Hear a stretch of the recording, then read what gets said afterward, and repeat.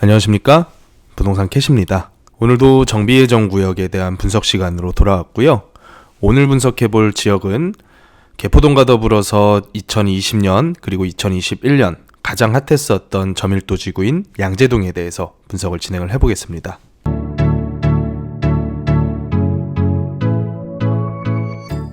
일단 양재동에 대한 기본 개요부터 한번 살펴보겠습니다. 양재동 일대는 면적이 굉장히 거대한 면적을 가지고 있습니다. 면적으로는 전체가 약 10만 평에 달할 정도로 굉장히 넓은 면적이 저밀도 주거지역으로 형성이 되어 있는 지역이고요. 또 지역이 지역이니만큼 상업시설화 그리고 업무 혼재화가 많이 진행이 되어 있으면서도 저밀도 주거지역으로서의 특성도 충분히 갖추고 있는 지역이라고 보시면 될 것 같아요. 가장 가까운 지하철역으로는 신분당선 양재 시민의 숲역이 있는데 지금 계획되어 있는 위례과천선이 위례로부터 개포동을 넘어서 양재 시민의 숲 환승을 거치고 과천으로 빠지는 것으로 계획이 되고 있거든요. 최근에 이쪽 일대 주민들께서는 여기 있는 포이사거리 쪽에 신역사를 하나 만들어 달라고 굉장히 추진을 많이 하고 있는 것으로 알고 있습니다. 물론 그 결과가 어떻게 나올지는 모르겠고요. 이쪽 일대의 용도 지역은 2종 일반 주거지역과 또 2종 7층이 혼재해 있다고 보시면 될 것 같고, 또 자차로는 어디든지 강남 일대를 편하게 왔다 갔다 할 수 있는 이 강남대로가 위치해 있다고 보시면 될 것 같습니다. 또 최근에는 2종 7층에 대한 층수 규제가 완화가 됐었죠. 그렇다 보니까 가장 많이 이슈가 되고 있는 지역 중에 하나라고 보시면 될 것 같습니다. 그래서 이 넓은 전체 면적을 하나의 통합 재개발로 가기에는 너무나 무리가 있기 때문에 이쪽 일대 주민들께서 최근 들어서 나름대로의 구역계 지정을 해서 도심복합사업이라던가 신속통합기획으로 후보지 신청을 하기 위해 동의서를 진구하고 있는 것을 확인을 했습니다. 그래서 현재 계획된 구역계로 따르면 이쪽 양재 시민의 숲역에서 동남부 쪽에 있는 1구역과 2구역이 지금 가장 빠르게 추진을 하고 있는 것을 확인을 했고요. 각 구역에 대한 정보를 한번 살펴보겠습니다. 자, 그러면 우선 1구역부터 기본적인 정보를 좀 살펴보겠습니다.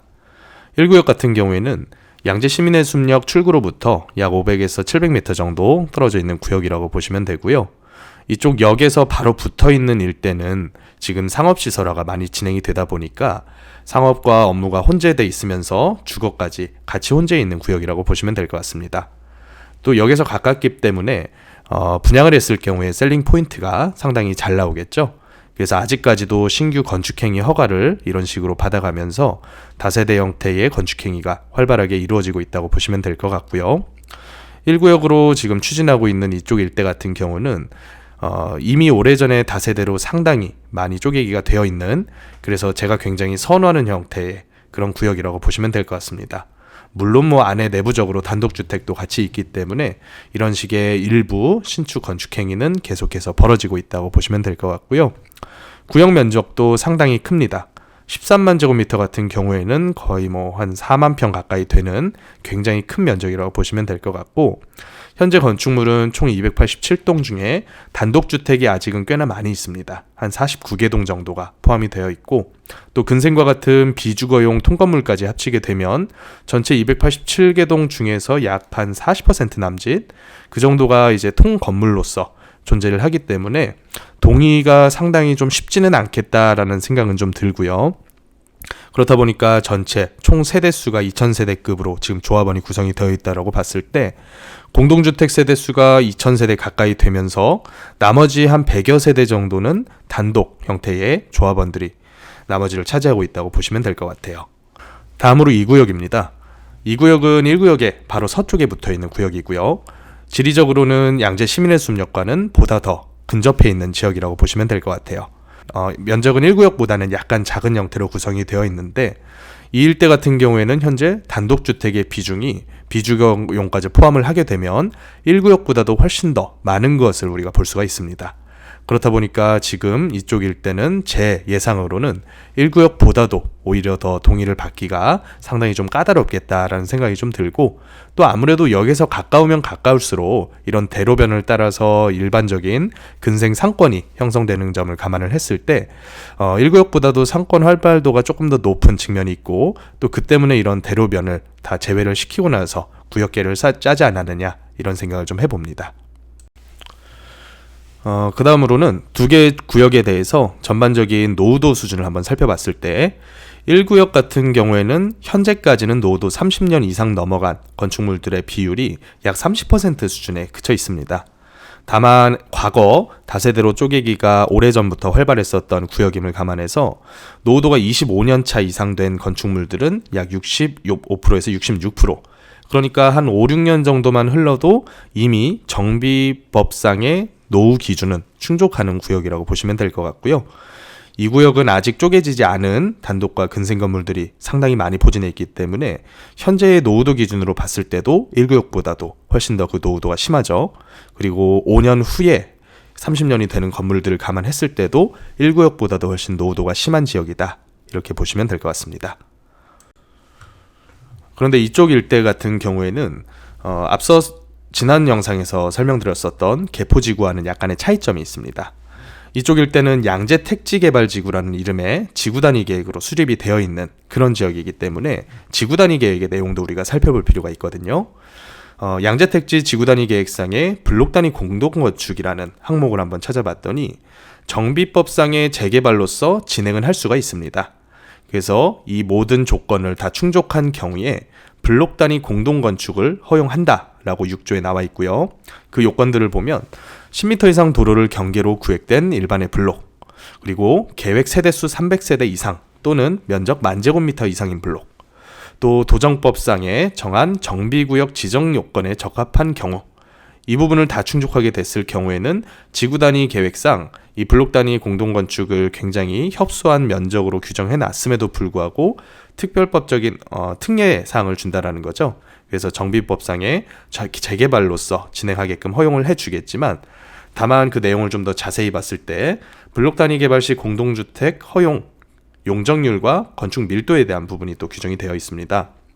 그래서 일반 주거지역 내에서 공동주택, 아파트죠, 7층 이하 아파트 및 연립주택에 한해서만 건축을 허용을 한다라고 규정이 되어 있기 때문에 이 지금 기준에서의 지구단위 상으로는 아파트 단지를 짓더라도 15층 내지 35층까지 고밀도의 아파트를 짓기에는 현재로서는 무리다 라고 파악을 할 수는 있겠는데, 어찌됐든 지구단위 계획 역시도 언제든지 변경과 또 수정에 대한 가능성은 있거든요. 그래서 주민들의 제안으로 인해서 이 지구단위가 변경되는 가능성도 있기 때문에 여기 보시면 주민이 토지 소유자의 동의서를 3분의 2 이상 동의서를 받아가지고 입안을 하게 되면 도시계획위원회라던가 필요 과정을 거쳐서 또 필요 충분적인 요건을 갖춘다면 이 지구단위 계획이 수정되는 경우도 왕왕 있기 때문에 너무 지구단위에 얽매이면서 투자를 하실 필요는 없겠다라는 판단을 좀 해봅니다. 다음으로는 전반적인 구역 사업성에 대한 분석 시간인데요. 제가 여태까지 영상들에서는 민간 재개발로서 각 구역들이 진행됐을 경우의 사업성을 분석을 해드렸다면, 오늘은 1구역에서 추진하고 있는 이 도심 복합 사업으로 진행됐을 경우의 사업성, 그리고 민간 개발로서 진행됐을 경우의 사업성을 비교 분석을 한번 해드릴까 합니다. 이 도심복합 사업이라고 하는 것이 발표된 지도 얼마 되지 않았고 또 사업에 대한 선례가 없기 때문에 이 세부적인 부역 분석을 하기에는 약간의 무리가 따르겠지만, 그래도 현재까지 발표된 내용을 기준으로 해서 제가 나름대로 분석을 한번 짜봤고요. 가장 큰 차이점은 개발 밀도에 대한 부분과 그리고 나오게 되는 잔여 물량들을 어떻게 처리하는지에 대한 문제라고 보시면 될 것 같습니다. 이 도심복합 사업은 나머지 민간 형태의 사업들과는 별개로 수용과 보상의 절차로 이루어지게 되고요.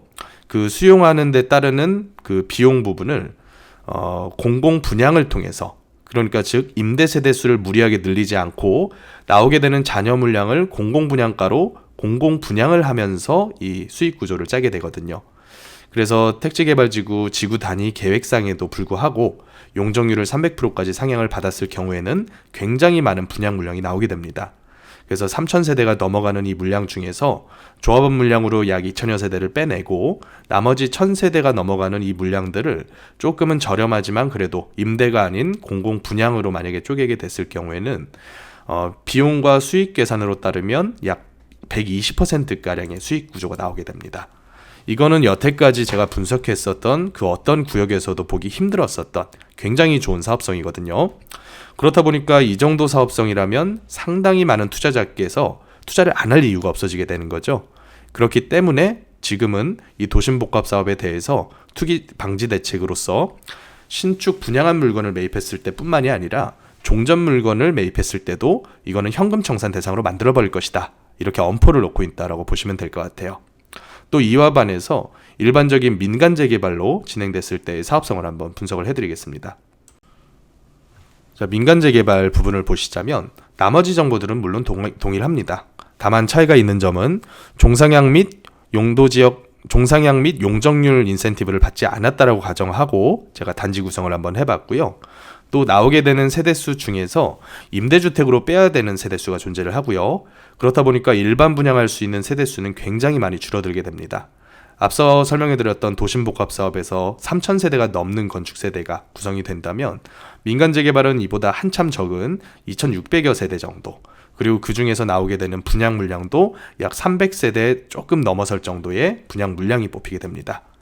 그래서 여기서 이 일반 분양 물량을 주변 시세 대비해서 굉장히 좀 저렴하게, 분양가 상한제 영향이겠죠, 분양한다고 가정했을 때 이 전반적인 사업의 B2C 분석에 따르면 105% 정도의 수익 구조가 뽑히게 됩니다.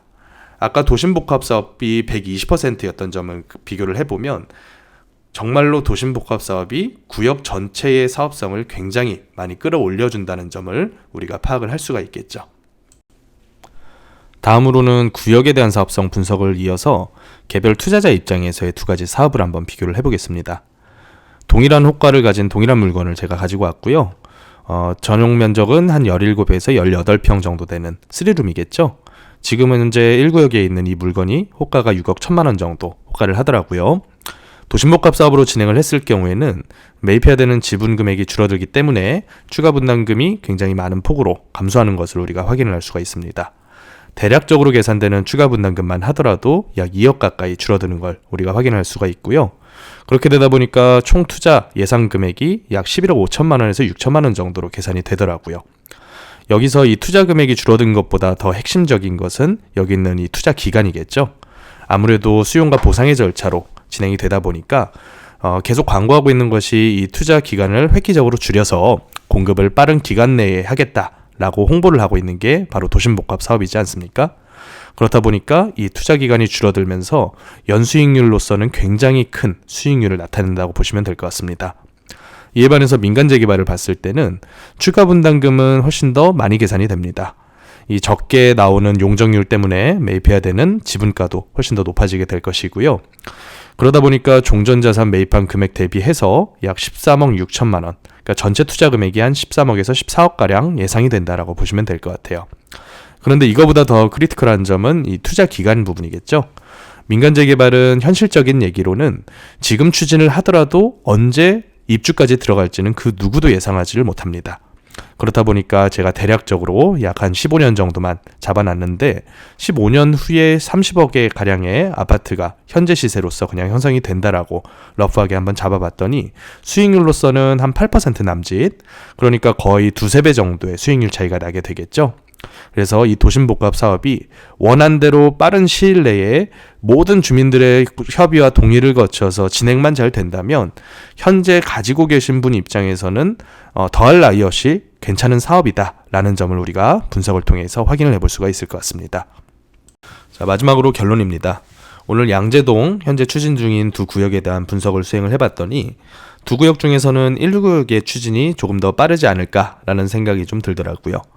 이 구역은 근린생활 통건물이라던가 아니면 단독주택 그리고 상업적인 이런 시설들의 비율이 높기 때문에 상당히 그 동의를 이끌어내기가 쉽지가 않겠다라는 생각이 우선적으로 들었고, 1구역은 비교적 추진은 빠를 수는 있겠지만 현재 도심복합사업으로 추진을 하고 있거든요. 근데 최근에 이 국토부에서 도심복합사업 후보지 선정해주는 지역들을 한번 봤을 때 이 도심복합사업이 선정되는 지역들이 투기 세력이 많이 몰려들 가능성이 있다던가 아니면 거래가 과거부터 지금까지 계속 활발한 지역으로서 현금 청산 대상될 가능성이 많아서 그분들의 동의를 얻기가 어려운 지역들은 많이 배제를 시키는 모습을 우리가 볼 수가 있습니다.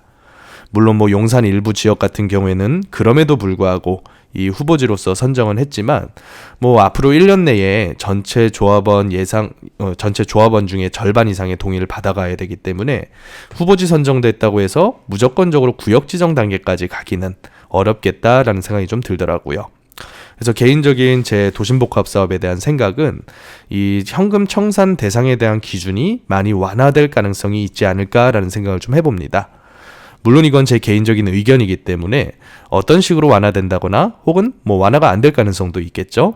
하지만 지금 이 현금 청산 대상에 대해서 만들어 놓은 기준은 너무 두리뭉술하고 또 조합원들의 권익을 침해할 가능성이 굉장히 크다라고 봅니다. 그래서 정권의 임기는 제한이 있고 개발 예정지들의 추진 기간에는 제한이 없습니다. 언제든지 세월이 흐르다 보면 이 기준은 특히나 소유주들의 재산권을 침해했었던 기준들은 언제나 뒤바뀌어 왔었거든요. 그래서 이 부분은 현금 청산이라고 해서 무조건적으로 투자를 하지 말아야겠다. 이런 식으로 너무 보수적으로 볼 필요는 없지 않겠느냐라는 생각이 좀 들고요. 또 한편으로는 굳이 도심복합 사업으로 무리한 추진을 하기보다는 아주 장기로 바라보면서 민간 재개발로서 추진하는 방법도 괜찮겠다. 원체 지역이 괜찮다 보니까. 하지만 이 부분 같은 경우에는 현재 투자하시는 분 입장에서는 굉장히 긴 기간을 묶여 있어야 될 가능성이 다분합니다. 그렇다면 투자 금액으로서 제 기준으로는 1억 내외 투자 금액이 가장 적당하지 않을까. 2억, 3억, 4억까지 투자를 해가지고 10년, 15년을 바라보기에는 꽤나 큰 금액이 아닐까 이런 생각이 좀 들더라고요. 그래서 오늘은 개포동에 이어서 양재동 정비 예정 구역에 대한 분석을 마쳐보겠습니다.